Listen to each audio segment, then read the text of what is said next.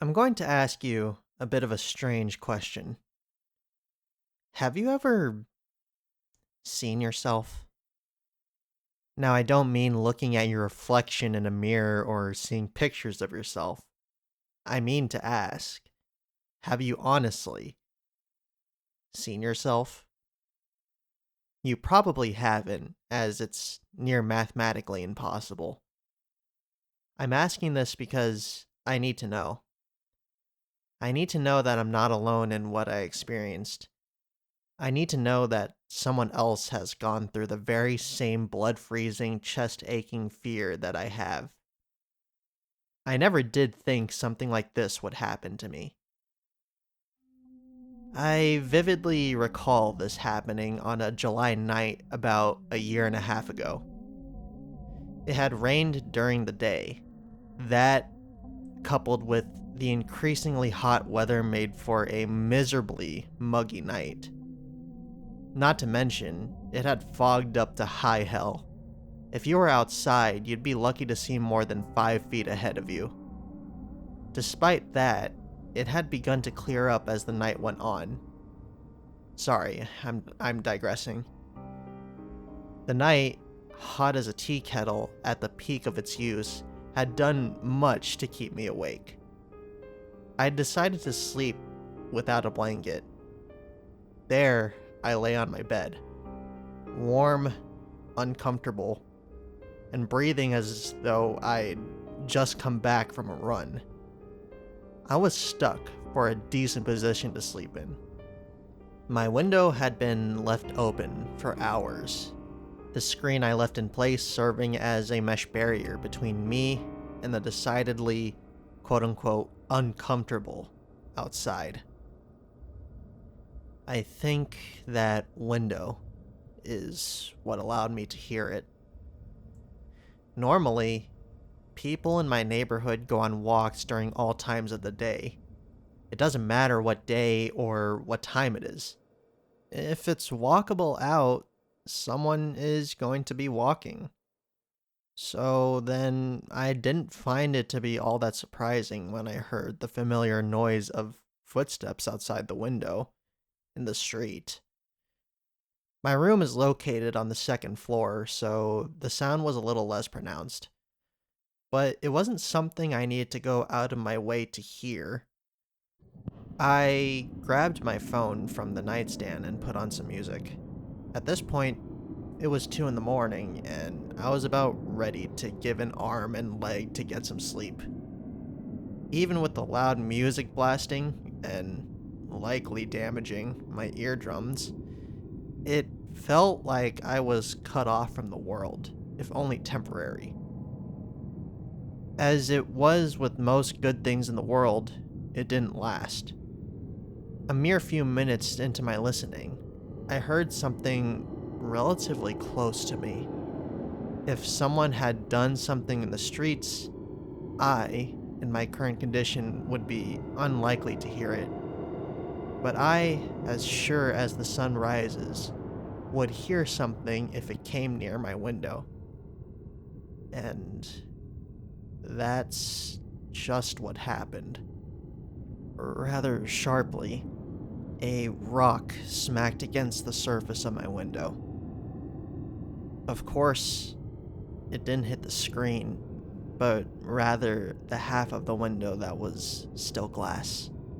I could immediately tell that something was off, so I yanked down my headphones and went up to my window.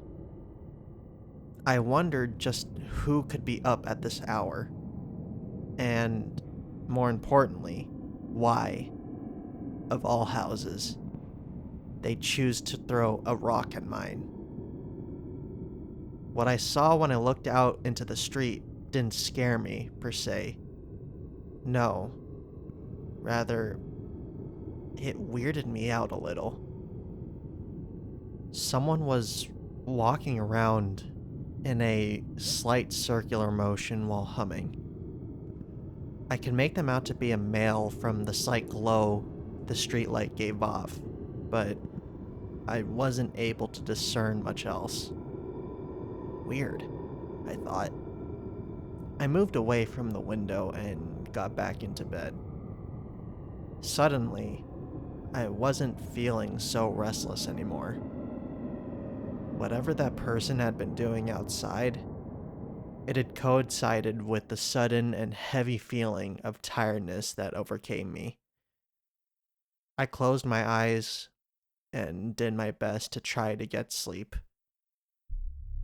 An undetermined amount of time passed, but it couldn't have been more than half an hour. Whatever dozing off I'd done was quickly and once again sharply cut off by the sound of another rock slamming into my window.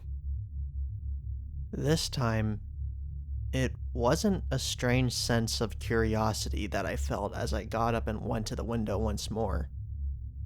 This time, it more a sense of irritation. I could have passed the first time off as being some kind of funny, albeit crass, joke. The second time a rock hit my window, I knew that the person who did it was trying to mess with me. And, well, it worked. I slid the screen window out of its place. As I did so, the rusty metal of the screen screeched quietly and made my skin crawl. I poked my head out the window. At this point in time, waking others up and disrupting their sleep wasn't a concern in my mind. My only thought was giving this rock-throwing agitator a piece of my mind. Hey, what the hell are you doing? It's nearly 3 in the morning.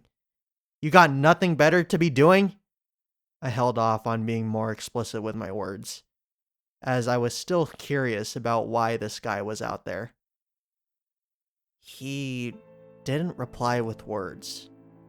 Instead, it looked as though he threw his head back and began the motion of laughing, but there was no sound. He almost looked like a mime. That, coupled with the light fog in the streets, made for a rather unsettling sight.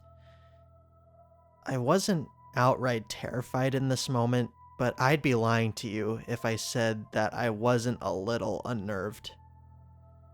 Then, just as fast as the silent laughing came, it waned, and the figure stood stock still once more. Just before I could ask it another question, it began to walk in the direction of my house.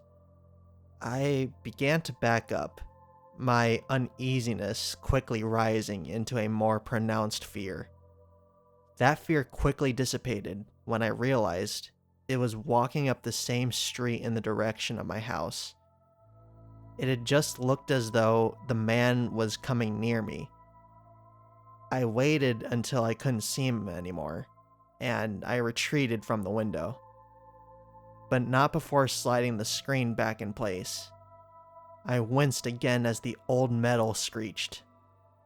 I laid back down in bed and closed my eyes again.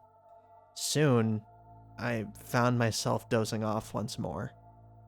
The sounds of the man walking up and down the street were, strangely enough, almost soothing. It wouldn't have been my first pick for sleep ambience, but it worked.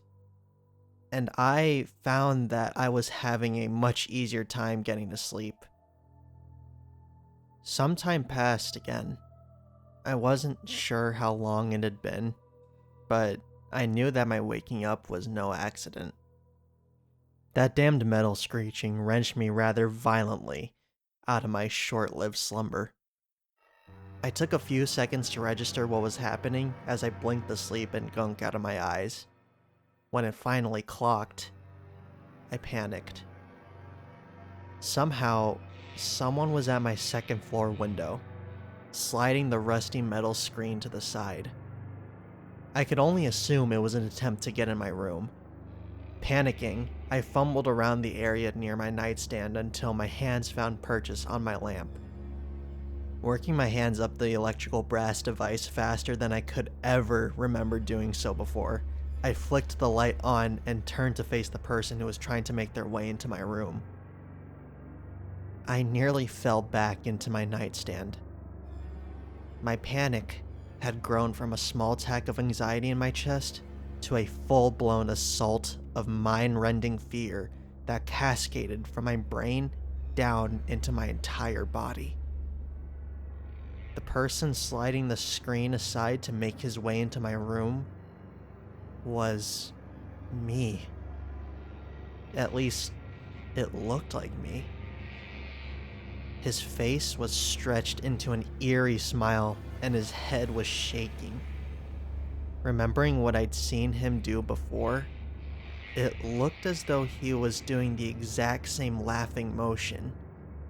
I made the connection that this had to have been the man who threw rocks at my window.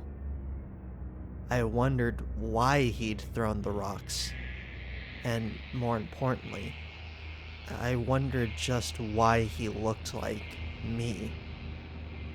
He reached inside and gripped the window frame with an arm that looked just a little too long. He was making his way into my room. I had to think quick. I didn't know what would happen if he had managed to get in, and I really didn't want to find out. Looking around, my eyes once more settled on the nightstand. Right next to my lamp was the hunting knife my brother had gifted me for my birthday a few years earlier. I grabbed the blade, removed it from the leather case, and I turned back around to see that the man had now gone a leg into the room.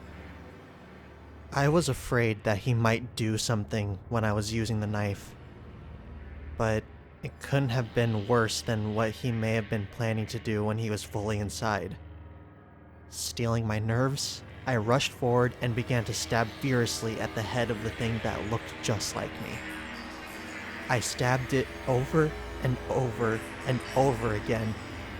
I kept stabbing it until the sounds of the blade sloshing against wet, shredded flesh, bone, and brain were the only ones heard. I retracted the knife and threw it across my room before pushing the thing out the window and slamming it shut. There, in front of the window, I stood. My breath became heavy and labored. My hands were shaking, and I had gotten splatters of a strange black blood on my clothing and face. But I was okay. Whatever that thing was, I'd gotten it, hopefully. Soon after that, the adrenaline wore off, and I found myself to be more tired than I felt all night.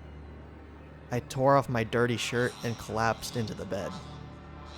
Sleep came to me quicker that time than any other that night. And this time, I wasn't awoken by any outside noise. The next day, I took it upon myself to investigate the area outside my window.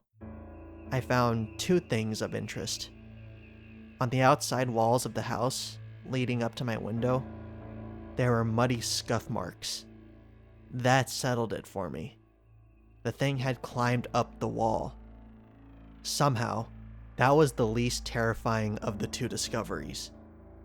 The second one, I discovered simply by looking down. In the shrubbery surrounding my house, there was that same black blood. Accompanying it this time, however, was what looked like a large mass of flesh. I covered it up with more shrubs and decided to let nature take its course. I never told my parents. They would have thought me crazy, and I wasn't looking to deal with that kind of pressure.